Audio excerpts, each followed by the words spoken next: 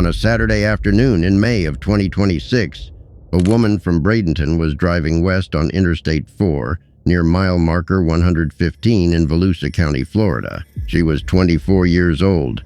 The road was dry. The sky was clear. It was the middle of the day.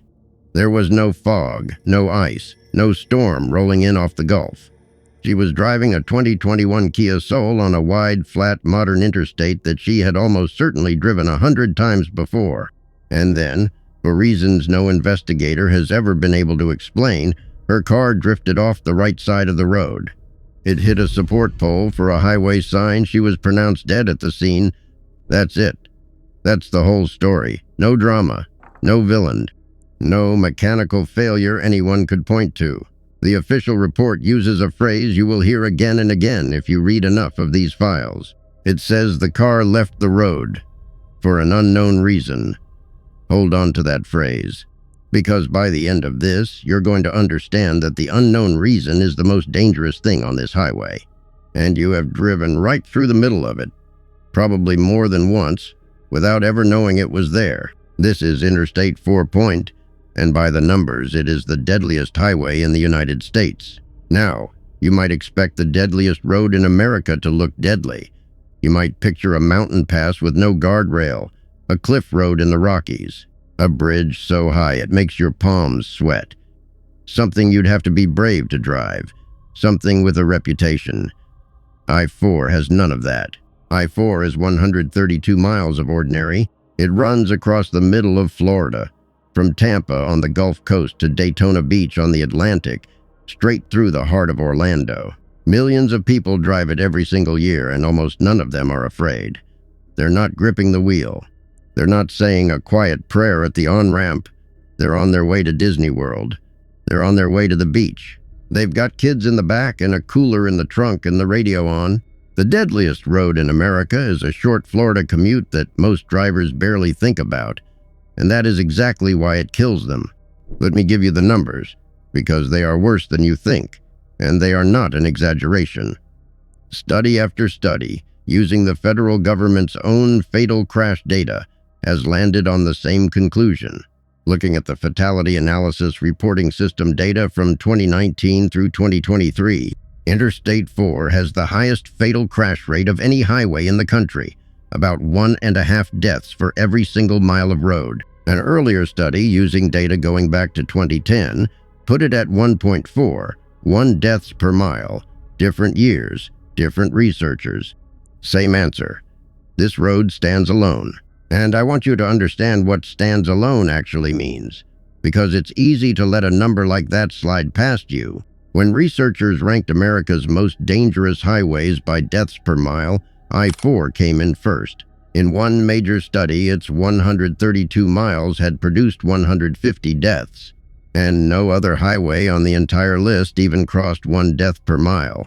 Not one. I-4 wasn't slightly ahead. It was in a category by itself, sitting above a line that nothing else in the country could reach. Some of you are already reaching for the obvious objection, and I want to answer it before you do. You're thinking about I-95, the great spine of the East Coast, the road that runs from Florida all the way up to Maine. And you're right that I-95 kills more people in total. Over 200 lives a year, in fact. But I-95 is more than 1,900 miles long. It's 15 times the length of I-4 Point stretch the deaths out over that much road. And you get a number that sounds smaller per mile, even though the raw body count is higher. I-4 doesn't have that excuse. I-4 doesn't need length to kill you.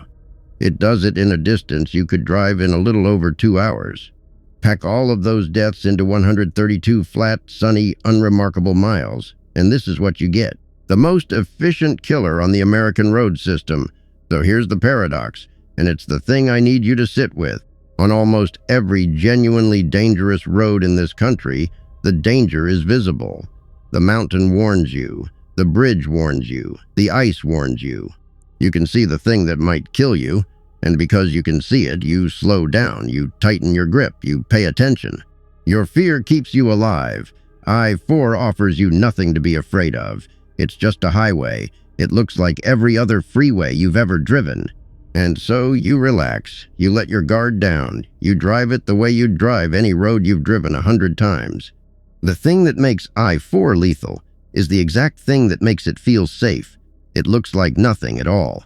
To understand how a plain stretch of interstate became the deadliest road in the country, you have to understand that I-4 is, in a very real sense, a road built for a Florida that no longer exists. Construction began in 1958. The first segment opened in 1959, and the whole thing was finished in 1965. On a crisp March morning that year, the governor of Florida and a car full of dignitaries rode through downtown Orlando in the first vehicle to travel the new interstate. It was a triumph, a modern superhighway cutting clean across the state. They promised it would make life easier for everyone. And for a few years it did. Because in 1965, Central Florida was mostly cattle land and citrus groves and swamp. The road was built to carry the traffic of that Florida. A sleepy, agricultural, half-empty Florida. Then, in 1971, something opened just off the interstate that changed everything: Walt Disney World. In its first 2 years alone, more than 20 million people came. 2 years later, SeaWorld opened, and the flood never stopped. A road designed for cattle country suddenly became the main artery of the single most visited tourist region on planet Earth. Nobody rebuilt it for that. Not really. They widened it, they patched it. They've been rebuilding pieces of it almost continuously for 60 years, right up to the present day. The most recent overhaul, the one they called I-4 Ultimate, broke ground in 2015 and didn't open its new express lanes until February of 2022. 7 years of construction on top of decades of the same. And here's the thing about a road that is permanently under construction. The construction itself becomes one of the ways it kills you. Lane closures, sudden shifts, reduced speed limits that half the drivers ignore, concrete barriers inches from your door where a shoulder used to be, unexpected stops on a road where everyone behind you is going 70. There's one more strange detail about this highway, and it's the kind of thing you may have wondered about without ever looking it up. I-4 is signed as an east-west highway. Even numbered interstates are supposed to run east to west.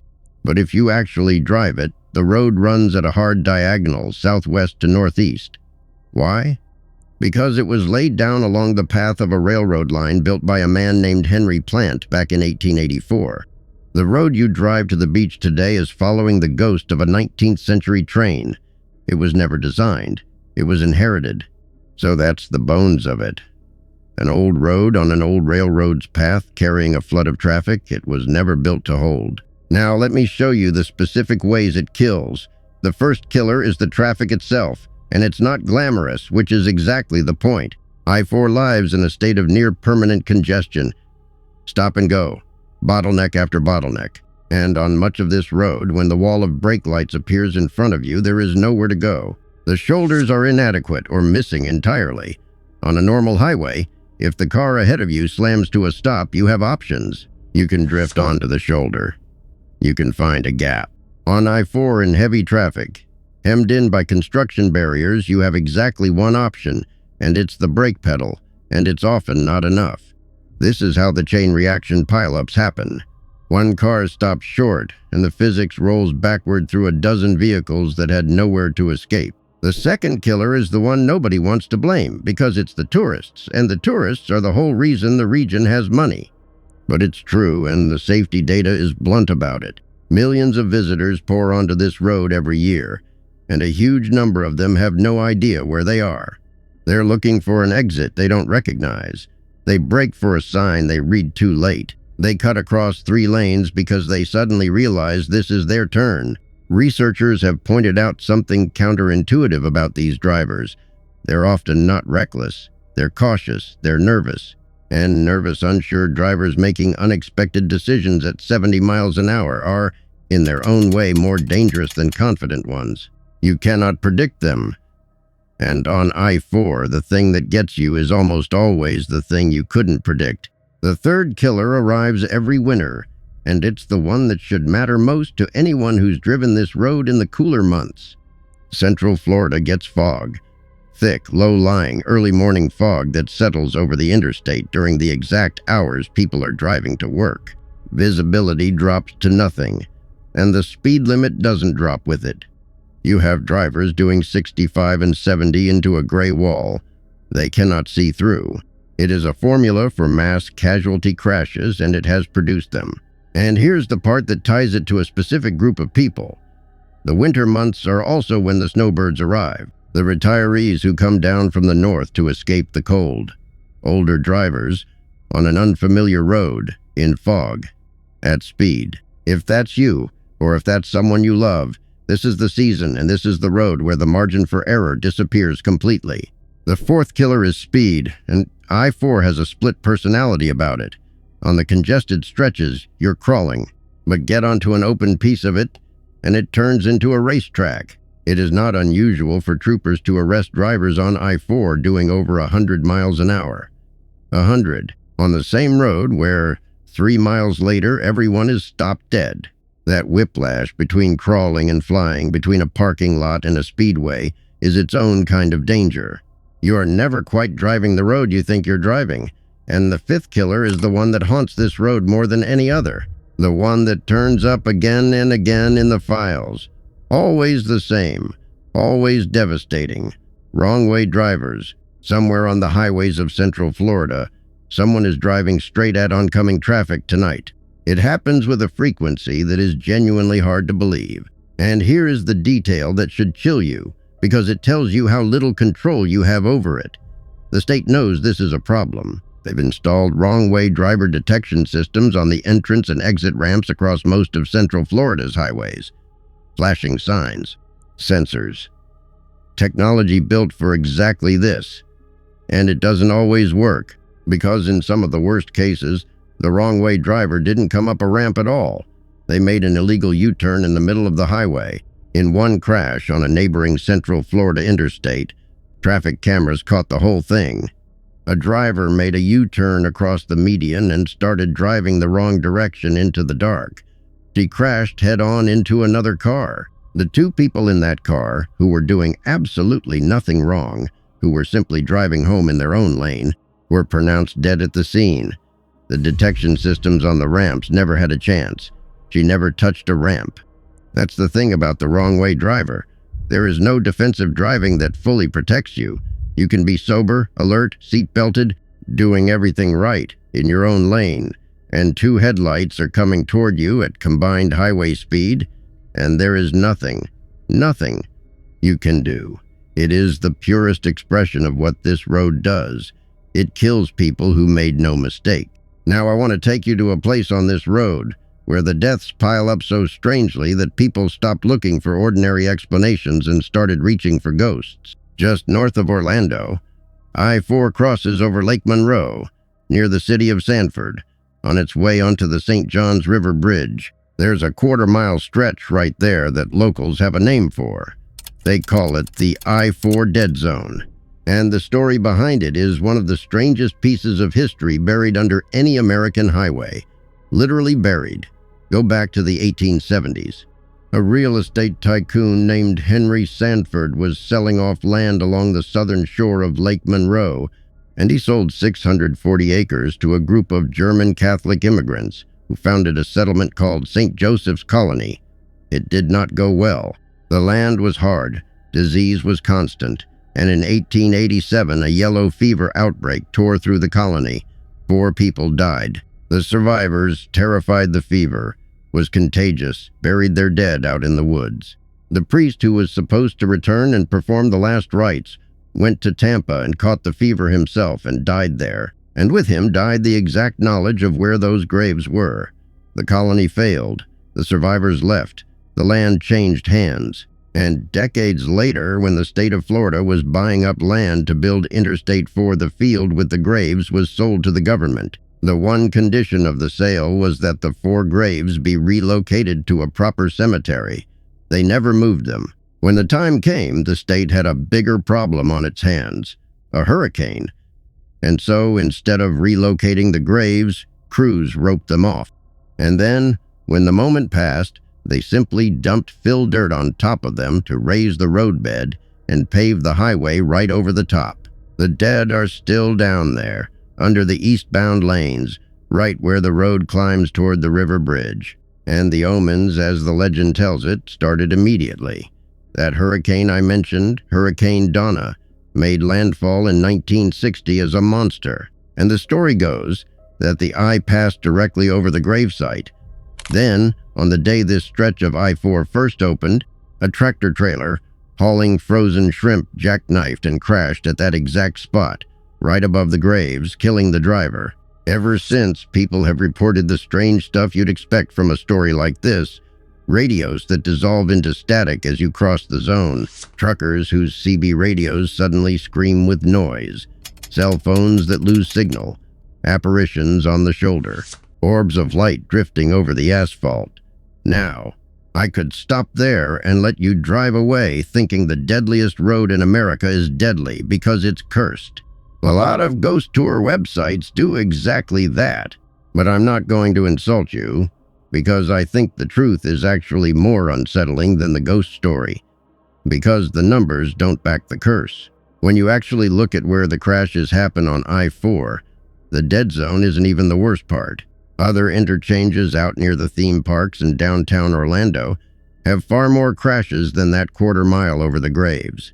And there's a real question about where the legend even came from. One account suggests the man who spent years promoting the dead zone story may have partly invented it, out of resentment, because the state took his family's land to build the road. So the ghosts probably aren't real. But think about what the legend actually is. It's what people reach for when a road kills without a reason. When a 24-year-old drifts off a dry highway on a clear afternoon for no cause anyone can name, the human mind wants an explanation. It wants a villain. A curse is comforting in a strange way because a curse is a reason. The terrifying truth is that I-4 doesn't need one. It doesn't need graves or ghosts or omens.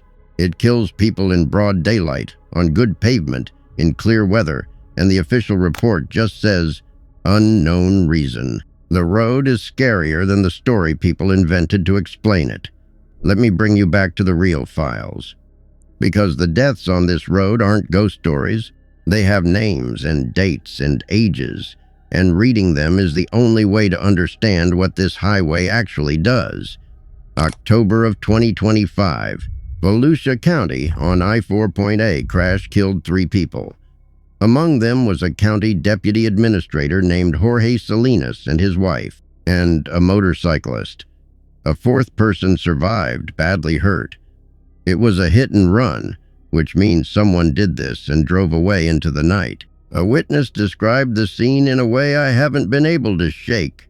He said he watched the SUV and the motorcycle vanish in front of a large truck, and by the time he came upon the wreckage seconds later, it was over. And in a final insult that tells you how chaotic these crashes are, investigators first arrested the wrong person, a 23-year-old woman, before witnesses' account of the vehicle's color turned out to be mistaken and the case shifted to someone else entirely. A public servant, his wife, and a stranger on a motorcycle, gone in the space of a few seconds on an ordinary night on an ordinary road. June of 2026. Volusia County again. Near mile marker 128.A.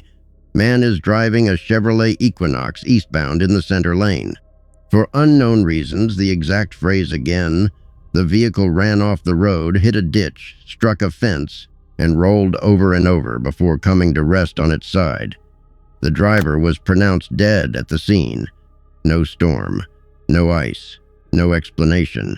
The center lane of a modern interstate in clear conditions, and a man is simply gone. And then that afternoon in May of 2026, the one I started with, the 24-year-old woman from Bradenton, the Kia Soul, mile marker 115-point dry road, clear sky midday. Off the road for an unknown reason, into a sign pole, dead at the scene. Do you see the pattern? Look at what's missing from these stories. There's no blizzard, no hairpin turn, no mechanical catastrophe, no obvious villain in most of them. These are people who, as far as anyone can tell, did nothing dramatically wrong, on a road that gave them no warning, in conditions that looked completely safe. That is the signature of I-4 Point. It doesn't kill you with a spectacular hazard you can see coming.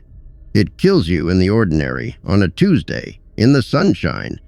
I want to say something about why that is, because I think it's the real lesson buried in all of this, and it has nothing to do with Florida and everything to do with how human beings drive.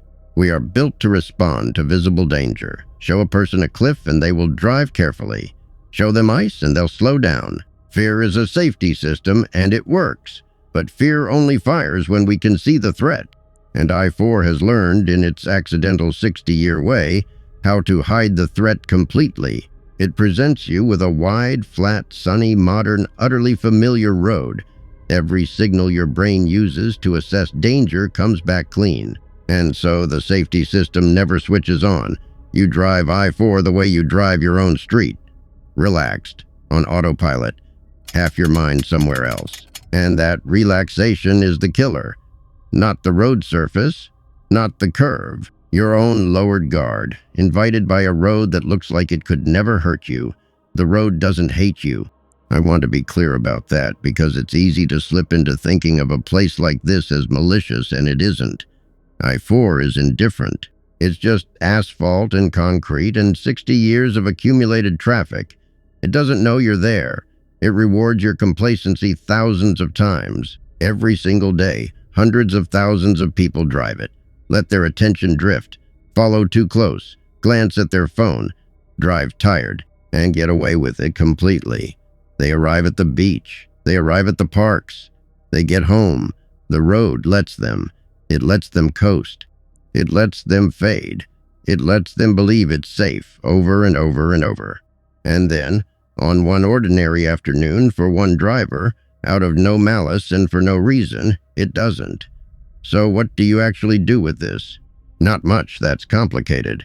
The road doesn't ask for heroics. It asks for the one thing it's designed to talk you out of: attention. Treat I-4 like the dangerous road it is, precisely on the days it looks the most harmless. Especially then. When the sky is clear and the traffic is light and everything feels easy, that is when your guard is lowest, and that is when the files fill up. Leave more room than feels necessary in front of you, because the sudden stop is the crash on this road, and you cannot break through a car you're tailgating. In the winter mornings, respect the fog, and understand that the speed limit is not a promise that it's safe to go that fast. And if you're driving it tired, don't. Fatigue and I-4 are a combination that writes its own ending, that's all. Sleep, distance, attention, nothing you don't already know. The problem was never that the advice is hard. The problem is that the road spends every mile convincing you that you don't need it. Let me leave you back where we started. A clear afternoon in May. A dry road near mile marker 115.A, 24-year-old woman who had almost certainly driven that stretch 100 times before, who had no reason on earth to be afraid, doing nothing that any investigator could ever identify as a mistake, and a car that drifted off a perfect road for an unknown reason and ended her life against a sign pole in broad daylight. That is not a ghost story. There are no orbs in that one, no cursed graves, no omens. There's just a boring, sunny, ordinary highway, the deadliest one in America, doing the exact thing it has always done. It let her feel safe, right up until the moment it didn't. You've probably driven it. You'll probably drive it again. Now you know what it is. Now you know what it is. Drive it awake.